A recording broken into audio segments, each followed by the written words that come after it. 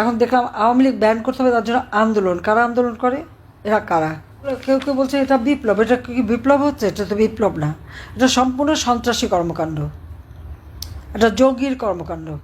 এবং এই জঙ্গিদের সহায়তা নিয়ে যে দীর্ঘদিনের চক্রান্ত, আর তার পিছনে শক্তি তো তখন বাইডেন সরকার, আমেরিকা, তারা ছিল। আর আমেরিকা তো সবসময় বে অফ বেঙ্গলের উপরে একটা লোভ, এখানে একটা ঘাঁটি করা। এবং এই প্রস্তাবটা আমাকে অনেকবারই দিয়েছে। আমি দেশের ওই কোনো জায়গা করে ভাড়া দিয়ে আমার ক্ষমতা থাকতে হবে, এই নীতিতে আমি কখনো বিশ্বাস করিনি। কারণ স্বাধীন সার্বভৌম দেশ সকলের সাথে বন্ধুত্বপূর্ণ সম্পর্ক নেব, অন্য দেশকে ক্ষতিগ্রস্ত করার জন্য কাউকে জায়গা দিতে হবে, বা আমার দেশের মাটি ব্যবহার করে আর কেউ অন্য জায়গায় ইনসার্জেন্সি অ্যাক্টিভিটিস করবে, এটা কিন্তু আমি সম্পূর্ণ বন্ধ করে দিয়েছিলাম। কিন্তু আজকে দুর্ভাগ্য হলো আমরা কি দেখছি, এখন মানবিক করিডোরের নামে আমাদের দেশটা যেন লিজ দিয়ে দেওয়া হচ্ছে। যে বঙ্গোপসাগরে আমার বিশাল সমুদ্র সীমা, মিয়ানমার এবং ভারতের কাছ থেকে আমি বলতে গেলে অর্জন করে নিয়েছি, আন্তর্জাতিক আদালতে মামলা করে জয়ী হয়ে নিয়েছি। আজকে সেই সমুদ্র সীমাও কিন্তু আমাদের আর আয়ত্তে থাকবে না, সেটাও চলে যাবে। কারণ আমেরিকার যে পরিকল্পনা, এটা তো সকলেরই জানা উচিত, এতদিনে সবাই জানে। যখন আমি বলতাম তখন হয়তো অনেকের খারাপ লাগতো, ভাবতো আমি এটা কী বলি। আর এমনি যে তাদের হাতের পাপেট, একটা পুতুল, এটাও সকলে বিশ্বাস করতো না, এখন নিশ্চয়ই বিশ্বাস করে। কারণ আমাকে ক্ষমতা থেকে হটানো, বা ক্ষমতা থেকে হটানো মানে কি, আসলে উদ্দেশ্যটা ছিল 15ই আগস্ট আমার বাবা মা ভাই বোন সবাইকে হত্যা করেছে, আমি আর রেহানা বেঁচে গিয়েছিলাম, তার কাজে আমাদের 2 বোনকে হত্যা করতে পারলে বাস এই চ্যাপ্টার শেষ, এটাই ছিল তাদের মনোবাঞ্ছা। কিন্তু কথাই তো বলে রাখে আল্লাহ মারে কে, কারণ এটাও বিশ্বাস যে মারে আল্লাহ রাখে কে। তো আমার বেলায় বারবার রাখে আল্লাহ মারে কেই হয়ে গেছে, জনগণের দোয়া আর বারবারই আল্লাহ আমাকে বাঁচিয়েছে। কেন বাঁচিয়েছে জানি না, তবে হ্যাঁ নিশ্চয়ই আমাকে কোনো একটা কাজ দেবে, সেই জন্যই আমি বেঁচে আছি। তবে আজকে যে অত্যাচার নির্যাতন চলছে আর যে অবস্থা চলছে, এখন দেখলাম আওয়ামী লীগ ব্যান করতে হবে, তার জন্য আন্দোলন। কারা আন্দোলন করে? এরা কারা? এবং এভাবে একটা মানুষের দৃষ্টিটা সরিয়ে দিয়ে অপরদিকে কিন্তু ওই করিডোরের বিরুদ্ধে সবাই কিন্তু ইতিমধ্যে কিন্তু সেই আরাকান আর্মি বা এদেরকে সহযোগিতা করা বা তাদেরকে মদত দেওয়ার সব রকম প্রচেষ্টা কিন্তু অব্যাহত রয়ে গেছে। আমি ঠিক জানি না এটা করে আমাদের বাংলাদেশের লাভটা কী, দেশের মানুষের ভাগ্যটা কোথায় নিয়ে যাচ্ছে। আজকে বলছে মানবিক করিডোর, পৃথিবীর বিভিন্ন দেশে যেখানেই করিডোর হয়েছে সেখানে সেই দেশগুলির কী দশা হয়েছে সেটা সবাই একটু দেখা উচিত। আর এখন যেটা যুদ্ধ অবস্থা সৃষ্টি করতে যাচ্ছে, এতে আর কিছু হোক, হয়তো ইউনূস সাহেবের ক্ষমতায় থাকার সুযোগটা বাড়বে এবং সেই সুযোগটাই নেবে। নইলে যেখানে মিয়ানমারের জান্তার সরকার, আর সেখানে মানে তার ওখানে আরেকটা গ্রুপকে এভাবে সহযোগিতা করা, এতে বাংলাদেশের জন্য কত বড় একটা ক্ষতি হবে সেটা কি ভেবে দেখেছে? আজকে যদি জান্তা সরকার এই আরাকান আর্মির উপরে আক্রমণ শুরু করে, এয়ার অ্যাটাক করে, সেগুলি কোথায় যেয়ে পড়বে? শুধুই কি তাদের উপরে পড়বে? বাংলাদেশ ক্ষতিগ্রস্ত হবে না? বাংলাদেশকে কেন এই ধরনের ঝুঁকির মধ্যে ডক্টর ইউনূস ফেলছে সেটা আমার প্রশ্ন। কেন বাংলাদেশের জনগণের ভাগ্য নিয়ে সে সিনেমেরি খেলছে? তার তো পয়সার অভাব নাই। গ্রামীণ ব্যাংক, টেলিকমের টাকা থেকে শুরু করে সমস্ত টাকা, দরিদ্রের মাথার ঘাম পায়ে ফেলে উপার্জিত টাকা সবই তো সে নিয়েছে। তার তো বিলিয়ন বিলিয়ন ডলার নাকি বিদেশে, ফ্রান্সে নাকি 2 বিলিয়ন ইনভেস্টমেন্ট করেছে, কিন্তু বাংলাদেশে 1 পয়সাও করেনি, দেয়নি। গ্রামীণ ব্যাংকে এমডি পদে চাকরি করেছে, কিন্তু গ্রামীণ ব্যাংকে কোনোদিন কোনো টাকা ডিপোজিট দেয়নি, তার কোনো টাকা ওখানে নাই, তার কোনো মানে ওখানে বিনিয়োগও নাই। কিন্তু বিশ্বের কাছে একটা মিথ্যা ধোঁকাবাজি দিয়েছে যে গ্রামীণ ব্যাংক নাকি তার নিজের হাতে করা। তাহলে তার বিনিয়োগ কোথায়? গ্রামীণ ব্যাংকে বিনিয়োগ তো নাই, বরং গ্রামীণ ব্যাংকটাকে চুষে চুষে খেয়েছে। এখন তো সবটুকু, আগে যেখানে পাবলিক প্রপার্টি ছিল 25 ভাগ, সেটুকুও সে দখল করে নিয়েছে একটা অর্ডার দিয়ে। আজকে ইউনূস ক্ষমতা আসার পর আপনি যদি হিসাব করেন যে তিনি কি পেলেন আর বাংলাদেশের জনতা কি পেল। ইউনূস পেয়েছে কি আপনারা দেখেন, সেখানে সে পেয়েছে ম্যান পাওয়ার ব্যবসা, অর্থাৎ সে আদম ব্যাপারীর লাইসেন্স নিয়ে নিল ম্যান পাওয়ার ব্যবসা করার জন্য। ইউনূস সেখানে এখন ডিজিটাল ওয়ালেট, অর্থাৎ ওই যে টাকা লেনদেন বিকাশের মতো নগদের মতো সে টাকা লেনদেনের ব্যবসা, সেটা সে বাগিয়ে নিয়েছে নিজে ক্ষমতায় বসে সবার আগে। এবং তার বিরুদ্ধে এই যে গ্রামীণ ব্যাংক এবং টেলিকমিউনিকেশনের টাকা আত্মসাৎ করা, বিশেষ করে শ্রমিকদের, তার নিজের কোম্পানির শ্রমিক, তাদের টাকা মেরে খেয়েছে।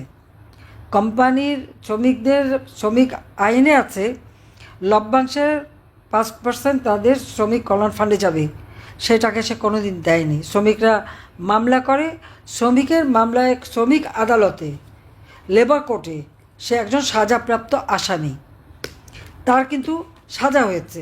হ্যাঁ, আমরা তাকে হয়তো জামিন চেয়েছে, জামিন দেওয়া হয়েছে, আপত্তি করা হয়নি, কিন্তু সে তার নোংরামিটা দেখালো। তার চেহারাটা আজকে সারা বিশ্বের কাছে উন্মুক্ত হয়ে গেল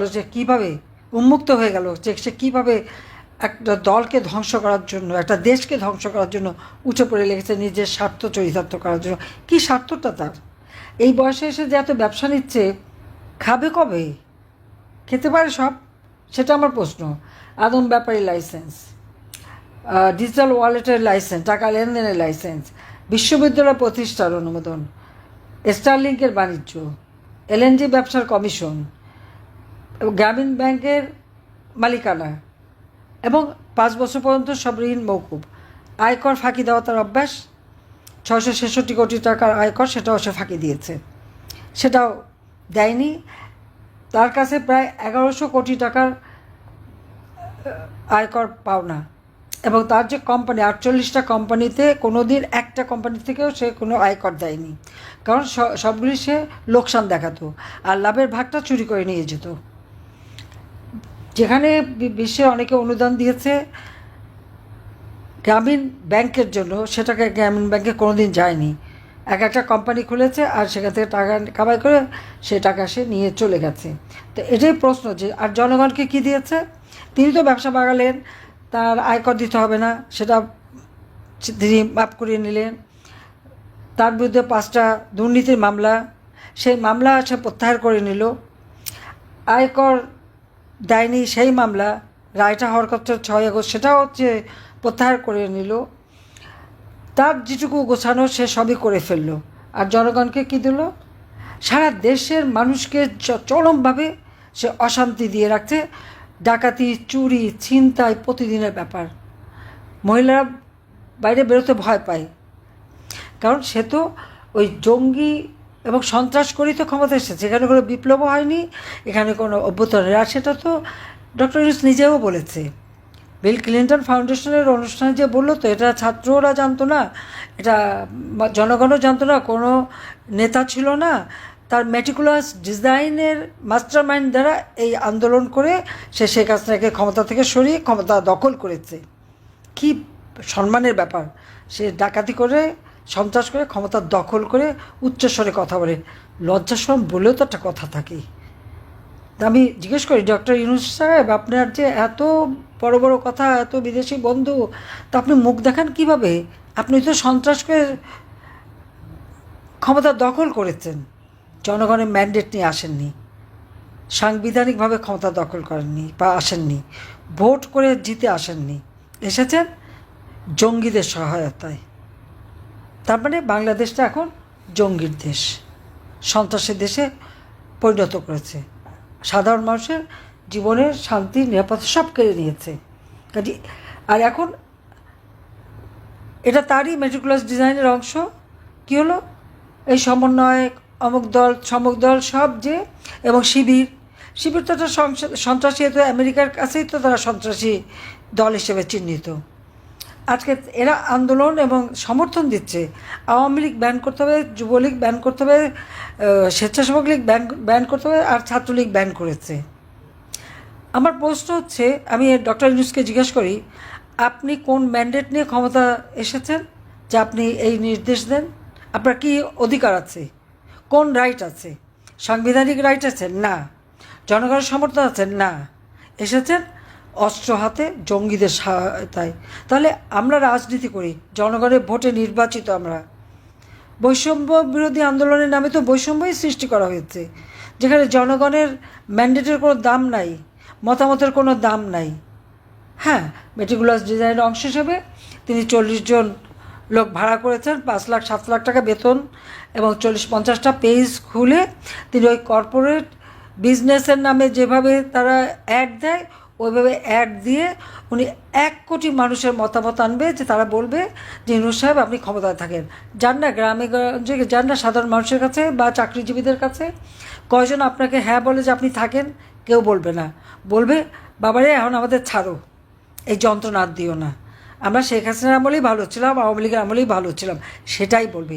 সেই কথাটা এখন পছন্দ হচ্ছে না, সেই জন্যই এখন শেখ হাসিনাকে হত্যা করতে পারলেন না, এটাই দুঃখ। আর 2 বোন ক্ষমতা মানে আমাদেরকে খতম করতে পারলে সে খুব খুশি হতো, যে জন্য আমার আওয়ামী লীগের নেতাকর্মীদের রক্ত ঝরাচ্ছে, মিথ্যা মামলা দিয়ে দিচ্ছে। আমাদের মহিলা আওয়ামী লীগ, যুব মহিলা লীগ, সেই মেয়েদের পর্যন্ত গ্রেপ্তার করছে। ছোট বাচ্চা বুকের দুধ খায়, সেই বাচ্চাকে ফেলে দিয়ে গ্রেপ্তার করা, 3 বছরের বাচ্চা সহ মাকে গ্রেপ্তার করা, কুপিয়ে মেরে ফেলা, ছেলেকে পেল না, অ্যারেস্ট করতে পারলো, মাকে কুপিয়ে মারা, আগুন দিয়ে মারা, বাবাকে মারা, চরম অসভ্যতার মতো ব্যবহার। আর এই ছেলেপেলেগুলি এত বেয়াদবের মতো ব্যবহার করে, তাদের ঘরে মা বাপ নাই। কি শিক্ষা দিয়েছে মা বাপ? শিক্ষকদের অপমান, তাদের গলায় জুতার মালা পরানো, তাদেরকে জোর করে মানে পদত্যাগ করানো থেকে শুরু করে এহন ধরনের কথা নাই না বলে।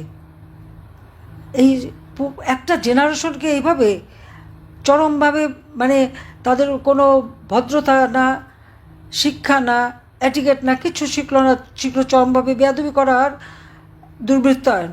তো এই জাতিকে কী পাবে এদের কাছ থেকে ভবিষ্যতে? কী পাবে?